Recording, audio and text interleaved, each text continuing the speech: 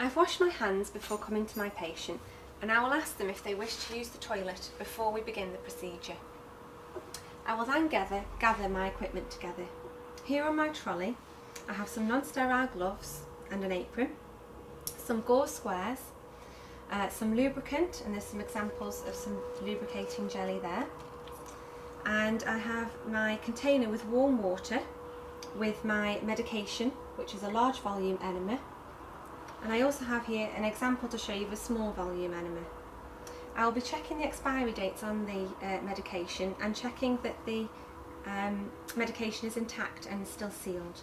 I also have the prescription chart with the medication prescribed and a protective procedure sheet here.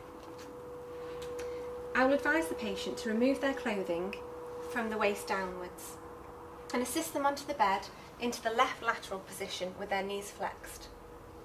I will now apply my gloves and apron and apply the procedure sheet underneath the patient's bottom. Left lateral positioning is important to ensure comfort and effective administration of the medication. This is based on the anatomy of the rectum and large bowel. If patients are unable to adopt this position for whatever reason, it should be documented in the nursing care plan.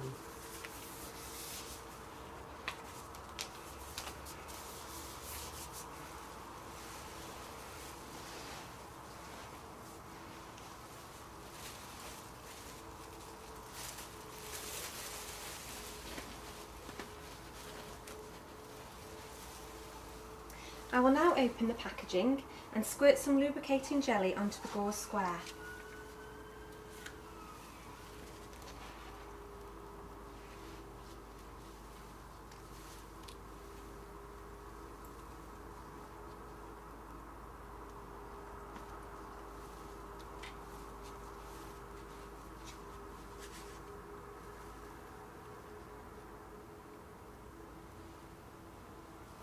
I will advise the patient that I am about to start and remove the cover to observe the anal area for insertion of the medication.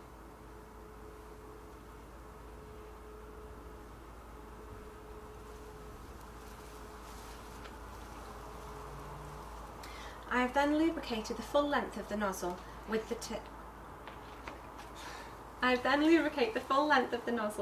lubricating gel. This applies to whatever type of enema you use, whether it's a large volume enema or a small volume enema. I will expel any excess air before inserting the nozzle into the patient's rectum, before slowly introducing the nozzle into the patient's bottom. It will go into the anal canal and into the rectum, approximately 10 to 12 centimetres. The fluid is introduced slowly by rolling the package from the top towards the patient. It is important that you do this very slowly and advise the patient to take deep breaths for comfort.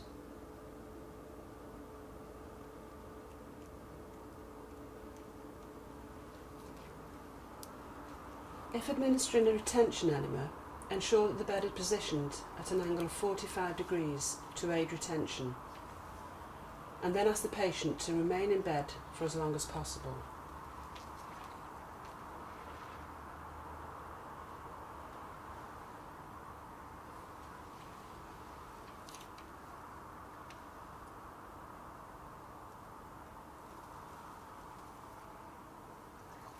Gently remove the nozzle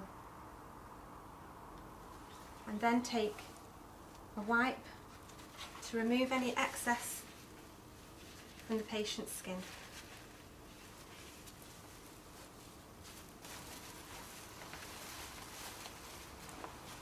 Reapply the cover to maintain the patient's dignity. Explain to them that for the medication to be effective, they should try to retain the solution for 15 to 20 minutes. I will now remove my gloves and apron and dispose of my equipment according to local policy. After the administration, I will ensure that my patient is comfortable and that they have their call bell within reach, and that there is also access to a commode or toilet nearby. I will then wash my hands again before leaving.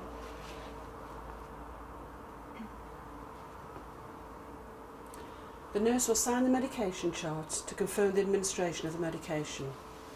She will then document in the nursing notes that informed consent was gained, and also record the clinical outcomes, including the amount, colour, type and consistency of stool passed.